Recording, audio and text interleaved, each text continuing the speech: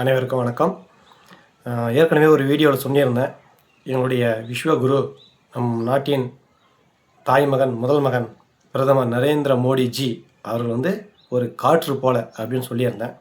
அதே போல் எங்களுடைய அண்ணன் அண்ணாமலை அவர் நெருப்பு போல. அந்த திருவண்ணாமலை தீபம் கார்த்திகை தீபம் எப்படியோ அதுபோல தான் எங்களுடைய அண்ணன் அண்ணாமலையும். காற்று எந்த திசையில் வீசுதோ அந்த திசையில் தான் நெருப்பும் சாயும்.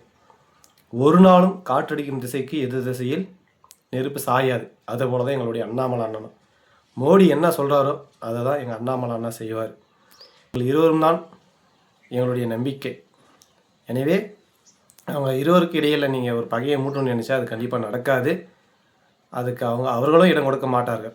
ஏன்னா ஒரு பத்திரிகையாளரோ ஒரு பொதுமக்களையோ இல்லை ஒரு கம்பெனியோ யாராக இருந்தாலும் சரி, ஒரு பள்ளி மாணவனையோ ஒரு துக்க வீட்லேயோ ஒரு மகிழ்ச்சியான இடங்களிலோ ஒவ்வொரு இடத்துலையும் எப்படி நடந்துக்கணும் அப்படிங்கிறத எங்களுடைய அண்ணாமலை அண்ணங்கிட்ட இருந்து கற்றுக்கணும்.